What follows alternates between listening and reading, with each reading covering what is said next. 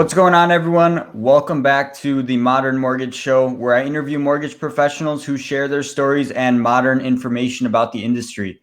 I'm your host, Rocco, and I'm excited to introduce my guest for this episode. His name is Will Caban, and he's a loan officer at Fairway Independent Mortgage Corporation out of Miami, Florida. Will, welcome to the show. Hey, what's going on, Rocco? How's everything going?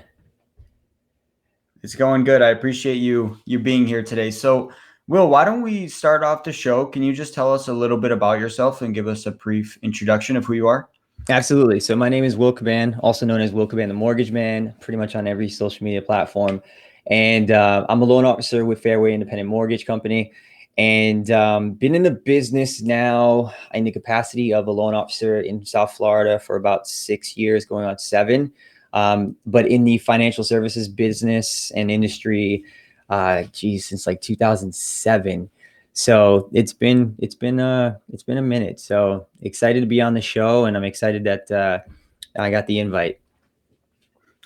So, again, how long have you been in the industry for, the mortgage industry? Since 2007. I've been in, yeah. So it's been So it's about been yeah, about 13 13 years. years. Yeah, time Did you flies. do any work before you got on the mortgage side? Yeah, I did. I was actually in banking, so I worked with Okay. 3 really large international banks.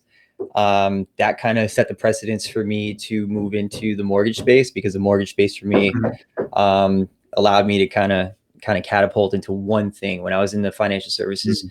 industry, I was doing a whole bunch of different things and focusing on a whole bunch of different things, investments, private wealth planning, and things like that. So it basically spawned into mortgages. And quite honestly, I'm originally from New York, and when I came from New York to Florida, the only reason why I landed on or being a loan officer was because of the fact that no one wanted to give up their jobs as a banker in South Florida. Which, when you think about it, you have beautiful weather, you got sun, perfect atmosphere. Who really wants to give that up? So I ended up just kind of falling into being a loan officer, and naively, thinking that, hey, this is easy. I just go out, take loans. I didn't even know what it entailed. I just said, hey, I can go do this, because I referred a ton of business out when I was a banker. So I figured I could just do this, and that's kind of how I got into it. And the rest is history. And the story of how I got to where I'm at now, and built the relationships that I did. That wasn't so pretty. It was a lot of grinding, a lot of hard work, phone calls, picking up magazines, and just calling people randomly. Um, but honestly, it created the consistency of where I'm at right now, and I'm very, very, very fortunate for it. So what would you say is something that helped you going from your previous job into the mortgage industry, or that translated over well? Um, my ability to make phone calls and not be afraid to make phone Okay. calls. I think right now, uh, when we look at the trajectory of relationships and business in general, a lot of things are done through text message now, and that's still a form that most people prefer. But a lot more can get done when you just jump on a phone and just hash it out, right? So that philosophy is what kept me kind of going. And I was lucky, because when I came from New York, I had some pretty substantial relationships that I was able to fall back on for the purpose of them, old clients and old relationships purchasing properties down here in South Florida. So I was able just to be able to, call these people and say, hey, it's Will. I was working with you at XYZ bank, and I'm still with the bank. I'm just in a different capacity, and I'm working down here in Florida. So if you know anybody that's looking, if you know anybody that you heard of anybody that wanted to purchase a property down here, let me know. If you know anybody in the real estate industry, whether it's up there, down here, please introduce me. I would love to, have coffee meetings. And that's kind of how I progressed, and for the first year, a lot of my business was supported by my New York relationships. And then at some point I had to kind of Hmm. stop and figure out, if I'm going to do this, I got to do this the right way, which is local, and I got to build myself locally. And that's when I transitioned to more of the local relationships, whether it was Broward, Miami, Palm Beach County. And that was exactly how I had to transition. I just kind of like one day said, look, I got to stop and really build my network and build my influence locally. And that's how I did it. So I kind of attested to the fact that you got to be willing to pick up the phone, especially when things get really hard. That's the number one thing. Yeah, I 100% agree. You gotta know how to work the phone, and a lot of people are scared to. Are you familiar, or do you follow Grant Cardone at all? I know Oh he's yeah, down there yeah, in Miami. 100%. So Yeah. funny story about Grant Cardone. There's a real estate agent. I was on a show that we were filming about last year, and there's a real estate agent, very well known real estate agent, that was on the show, and she's just well known in the industry. She's a character, and she happens to have the same office. She shares office space with Grant, and Really? when I say office space, I mean it's the building that he owns, and he operates Hmm. his 10x offices out of. And I forget where it is. It's somewhere, I think Sunny Isles or somewhere. It's in South Florida. And I remember when we were filming, it was late. It was probably like 9 o'clock at night. We were filming, and as we were leaving, as we were leaving, Grant is coming out as well. And I just remember just kind of going at him. And I didn't, you either like him or you don't when you initially see him, right? I think it's one of the people, if you don't like him, as Yeah. you start to follow his stuff, you start to see, yeah, this guy's really what he's about. If you like him instantaneously, I think it's really difficult to not like him as you start following his stuff. So I kind of bumped into him, and I was like, man, I love what you do, man. And I told him a story about when I first saw his videos. I just thought he came off a certain way, right? And I didn't really like it.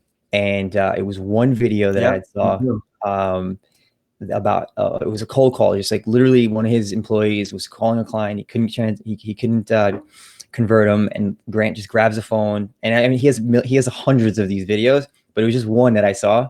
He's on a phone. He's shooting stuff with the guy, and out of nowhere he gets a $50,000 and he closes the deal just like that. Just but it was the way he closed it where I was like, man, this guy's the real deal.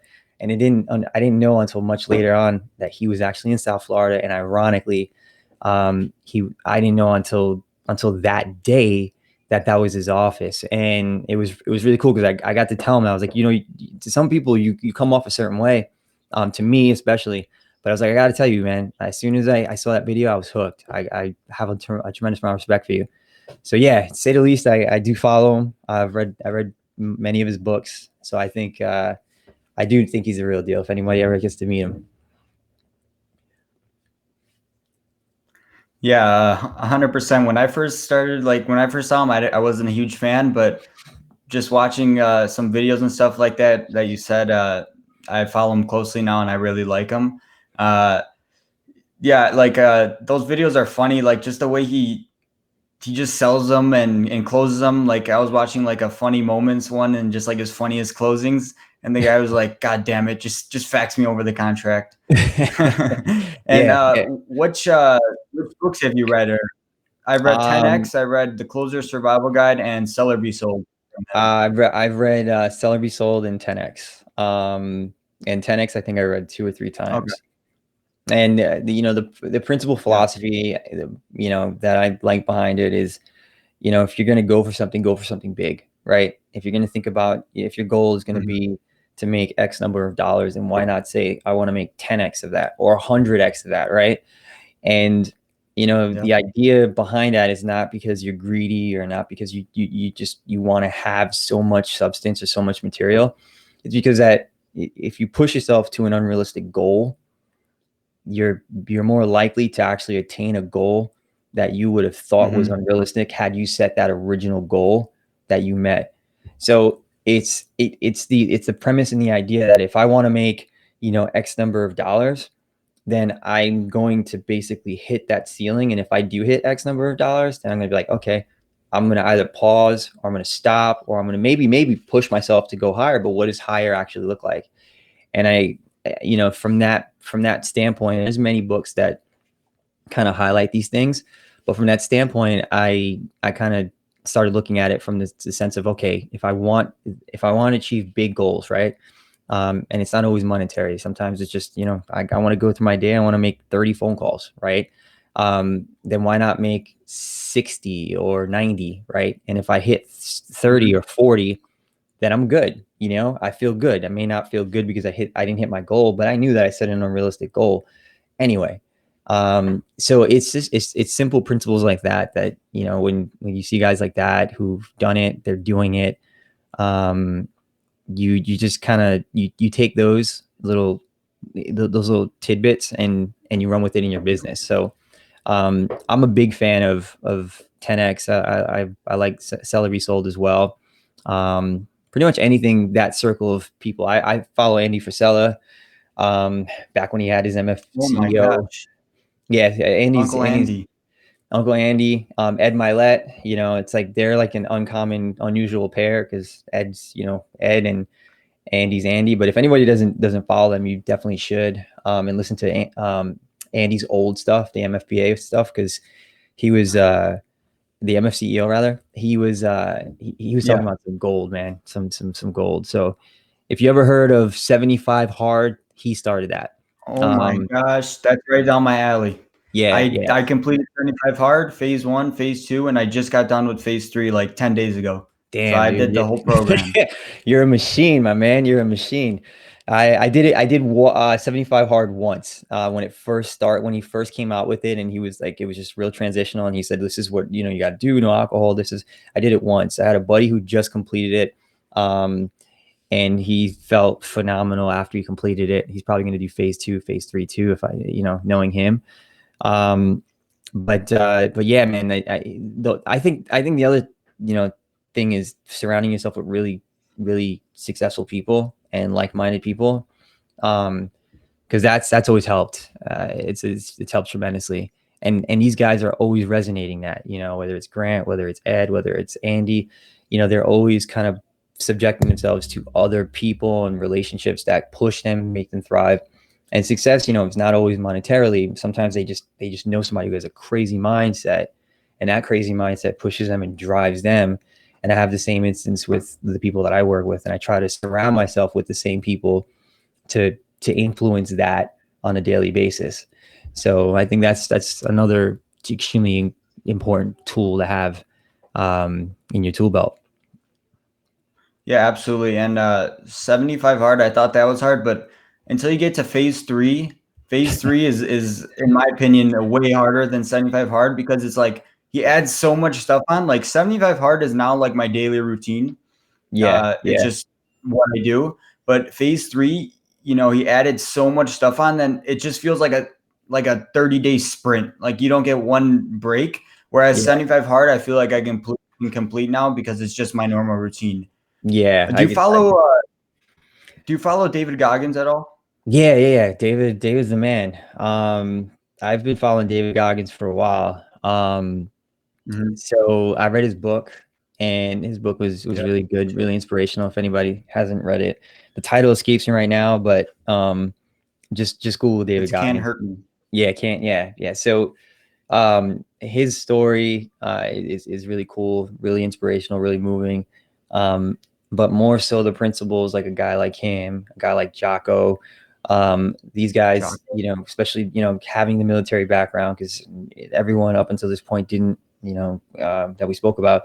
But David having the military background that he does, Jocko having the military background, a lot of these guys, the principles are set in a lot of what they learned in the military. Or Mhm.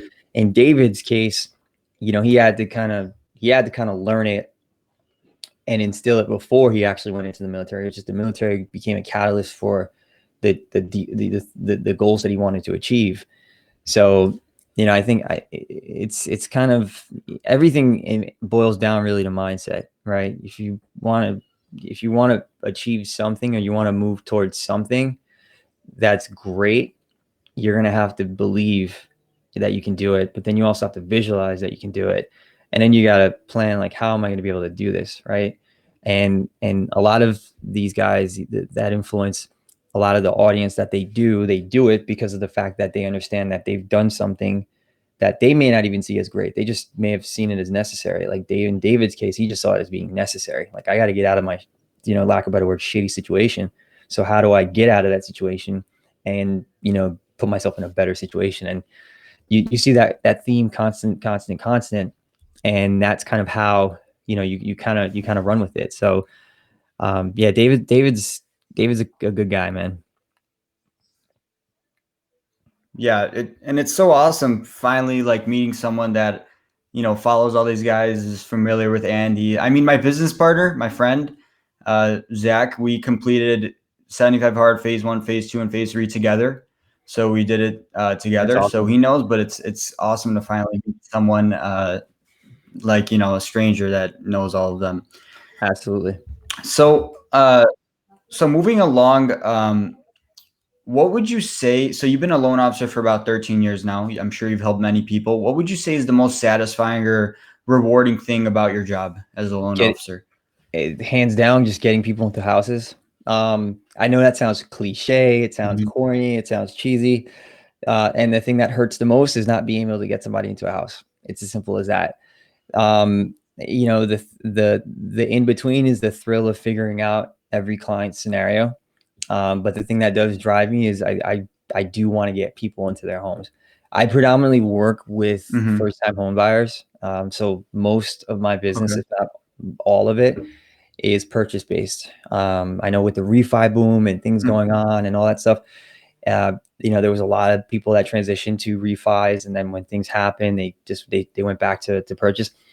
I'll be honest with you, man. Like, I have a very small amount of refis that I'm doing and I focus on, and they're all clients that I've worked with in maybe the last couple of years, so they've more or less been on the radar for that purpose. But they were a first-time home buyer when I was working with them. So one of the most satisfying things is being able to take a first-time home buyer from the point of questions and questions and questions to the point of doing the process, understanding the process, getting everything in order, and then going through, the entire, I guess, process of getting to that point where they actually own that home.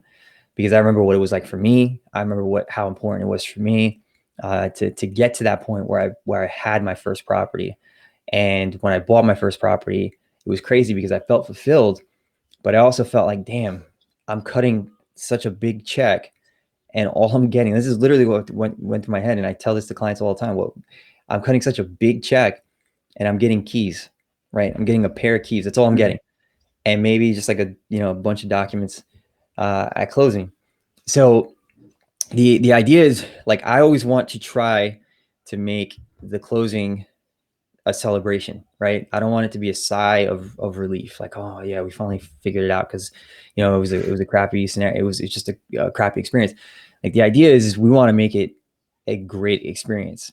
And we know that the mortgage process itself is very daunting, and it's documents and paperwork and questions, and sometimes it doesn't make sense, and most times it's more than common sense. So it's convoluted in that sense. But the biggest thing that I really feel like is important for my first time home buyers is really putting them in a position where they feel like at the end they win. At the end, they feel like they own something bigger than a home. It's their dream fulfilled. And I was a big part of that, and that's, I think, the most fulfilling part of the job, honestly. Awesome. So shifting gears here, you've mentioned some things that were kind of easy when you first got into, becoming a loan officer, picking up the phone, dialing. What were some of your struggles or obstacles that you'd face early on? Picking up the phone and dialing.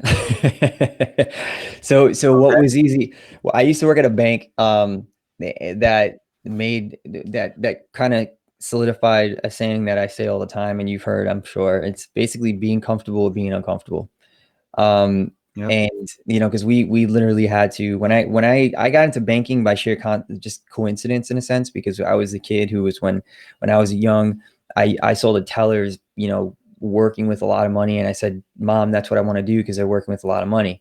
And then I became a teller, and I realized, they're not making any money. Then I became a banker, and then I became a private banker, and then it kind of spawned off into other things. So I've always been in banking for the most part for my adult life. But as a kid, I used to shovel snow just to make money. I would sell whatever I could and keep whatever I can just so I could have a little bit of money. Like I've never not been able to have some sort of way where I can, thank God, provide. But I've always had that mindset where I'm going to go out and I'm going to try to make something happen. And when I became a loan officer, the whole reason why we transitioned from moving to New York to Florida was for one purpose, and that was because my son, we wanted to just have a different environment for him. So when we lived in Brooklyn, we had a 600 square foot apartment. It was 1 bedroom, and my son started crawling. And it was funny because he didn't really crawl. He kind of like he kind of walked on his hands and his feet, and he never really crawled on his knees. So he was like all over the place. And at a young age, he would bump into the wall, bump into whatever the hell was around, right? So when we went to Florida, we went July 4th, the year he was born. We were down here October 1st. I had a tenant from my house in New York. We had a place that we had rented for the year, and then we settled, and I had transitioned to my position as a mortgage officer, a loan officer. And the funny thing about that whole story is, and what's relevant to that, is that for years I really hadn't had the need to make phone calls in the same capacity where it was like just straight cold calling people, right? Because I had already established myself in New York as a pretty senior banker. Even though I was young, I still had relationships and I still was able to kind of be successful with that. But what ended up happening was when I came to Florida, I had nobody. I literally knew one person, that was a manager that I had met 3 months ago, who basically decided to take a chance on me and hire me. So, Deborah, if you're watching, thank you for taking that chance, because it was the best opportunity for me. The only reason why I ended up agreeing to become a loan officer for two reasons. I had a lot of referral business back home in New York, and I felt like if I could refer that much business, then I can at least, get some of that business and be able to run with it. Second was because I wanted to be able to be in a position that I had flexibility, right? We had just had my son was 7 months at that point, and we needed flexibility. So I wanted something that was going to provide me the option to either work from home or work from, an office, but be able to be out and meet people, because I felt like that was important. And that's what it did. It provided the freedom that I needed to be able to go out, and if my son got sick, stay home with him, but still be productive.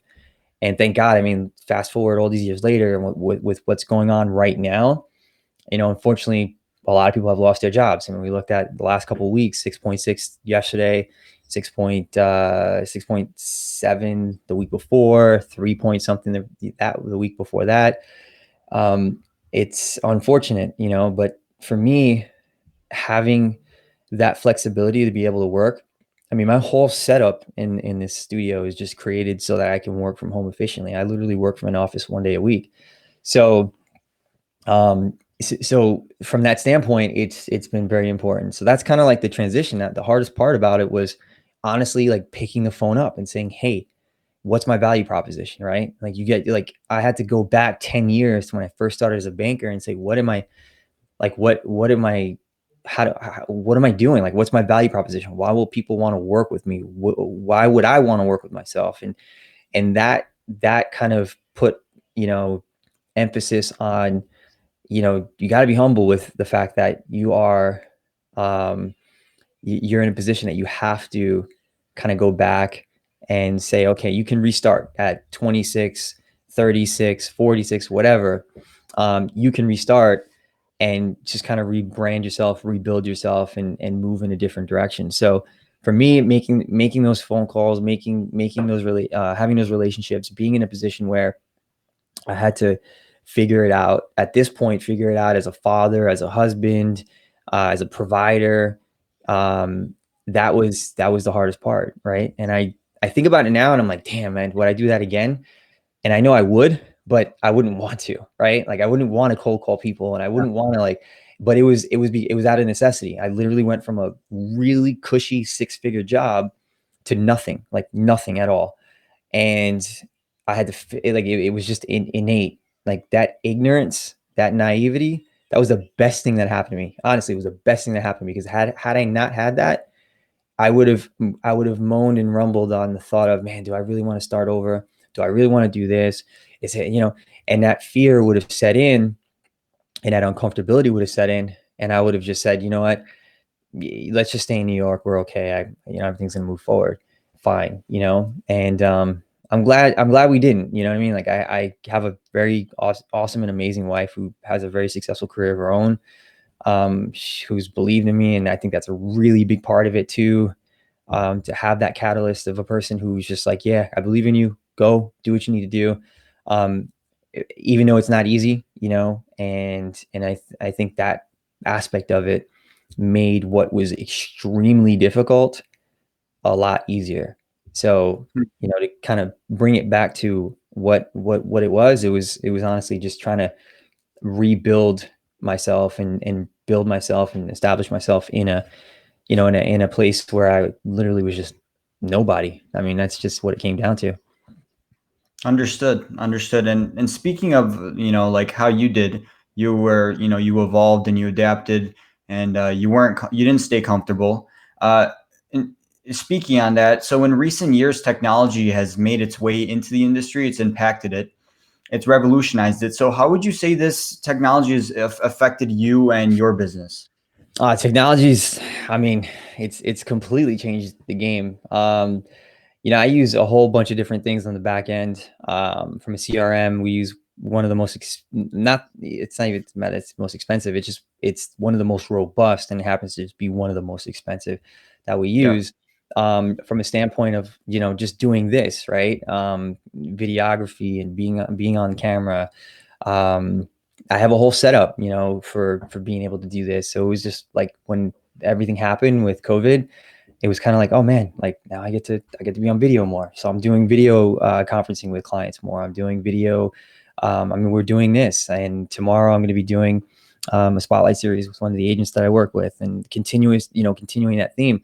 But technology has been amazing, man. I mean, shoot, what a time to be alive, right? So Mhm. from the standpoint of like, how certain people get their business, I think that's amazing also, because there's people who have relationships, and 99% of how they get their business is all relationship driven, and there's people who solely just get their business based on technology, right? Lead gen, and